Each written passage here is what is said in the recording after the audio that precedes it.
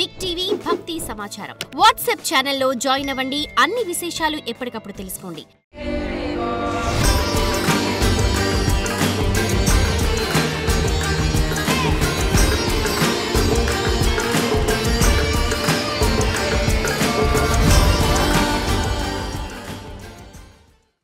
నిజానికి మీ నిజ జీవితంలో కూడా అమ్మవారి ఇంపాక్ట్ ఆ ప్రభావితం చాలా ఉందని కూడా మనం గతంలో మాట్లాడుకున్నాం.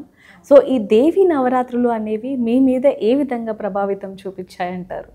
ఎందుకంటే దేవి నవరాత్రులు అంటే ప్రతి దేవి నవరాత్రులకి అంటే నాకు స్టేజెస్లో చేంజెస్ వస్తుంది అన్నమాట. మామూలుగా ఒక దేవి నవరాత్రులు వెళ్ళి ఇంకో దేవి నవరాత్రులు వచ్చేసరికి నాకు లైఫ్లో ఏదైనా ప్రాపర్టీ కొనడం కానీ అంటే అంచెలంచెలుగా ఎదుగుతున్నారు అని జరుగుతుంది. ఎందుకంటే అమ్మవారు ఈ 9 రోజుల్లో మంచిగా దీక్ష చేసుకుంటాం కాబట్టి నెక్స్ట్ దేవి నవరాత్రులు వచ్చేసరికి మంచిగా ఎదగడం, లైఫ్లో కొంచెం ఫేమ్ రావడం, లేకపోతే ఏదైనా ఆశ్రమాలకి ల్యాండ్స్ కొనడం అలాంటివి జరుగుతూ ఉంటాయి. నవరాత్రుల్లో 2వ రోజు బాల త్రిపుర సుందరిగా అమ్మవారు భక్తులకి దర్శనం ఇవ్వబోతున్నారు.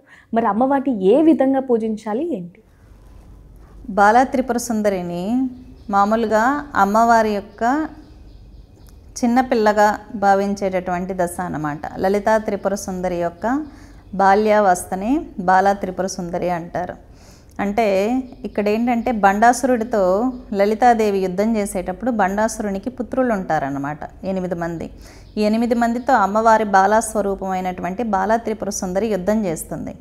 యుద్ధం చేసినప్పుడు ఏముంది చిన్నపిల్లే కదా అని చెప్పి ఈ 8 మంది రాక్షసులు అమ్మవారిని చూసి అపహాస్యం చేస్తారు. అపహాస్యం చేసినప్పుడు ఏంటంటే బాల త్రిపుర సుందరి దేవి వాళ్ళకి జ్ఞానాన్ని బోధిస్తుంది. జ్ఞానాన్ని బోధించినా కూడా అసురులు వినరు అన్నమాట. వాళ్ళకు ఉన్నటువంటి అసురత్వం యొక్క నేచర్తో అమ్మవారి యొక్క జ్ఞానబోధ అనేది వాళ్ళకు అందదు. కాబట్టి అమ్మవారు వారిని సంహరిస్తుంది శ్రీచక్రం మీద కూర్చొని మరి.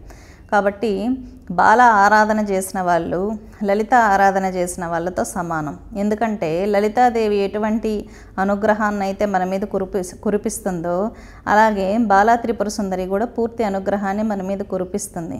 ఎక్కువగా బ్రాహ్మణులు బాల త్రిపుర సుందరి ఉపాసన చేస్తూ ఉంటారన్నమాట. కేరళ ప్రాంతంలో కూడా బాల ఆరాధన అనేది ఎక్కువగా జరుగుతుంది. అమ్మవారి ఎవరైతే బాలస్వరూపంలో ఆరాధన చేస్తారో అమ్మవారు చిన్నపిల్ల స్వరూపంలో మనకు స్వప్న దర్శనాలు ఇవ్వడం కానీ, మన ఇంట్లో అమ్మవారు చిన్నపిల్ల రూపంలో గజ్జలు కట్టుకొని తిరుగుతూ ఉన్నట్టు దర్శనాలు ఇవ్వడం కానీ జరుగుతుందన్నమాట. కాబట్టి బాలస్వరూపంని ఎవరైతే ఆరాధిస్తారో వారికి సరైనటువంటి పుత్రికా సంతానం కూడా కలుగుతుంది. చాలామంది ఆడపిల్లలు కావాలని కోరుకునే వాళ్ళు కూడా ఉంటారు. అటువంటి వాళ్ళు బాల త్రిపుర సుందరి ఆరాధన చేస్తే చక్కటి ఆడపిల్ల అమ్మవారి స్వరూపంలో ఆ ఇంట్లో జన్మిస్తుందన్నమాట. చిన్నపిల్లలు ఏవైతే ఆడపిల్లలు ఇష్టంగా తింటారో అటువంటి వాటిని అమ్మవారికి నివేదన చేయడం అనేది చాలా ఉత్తమం.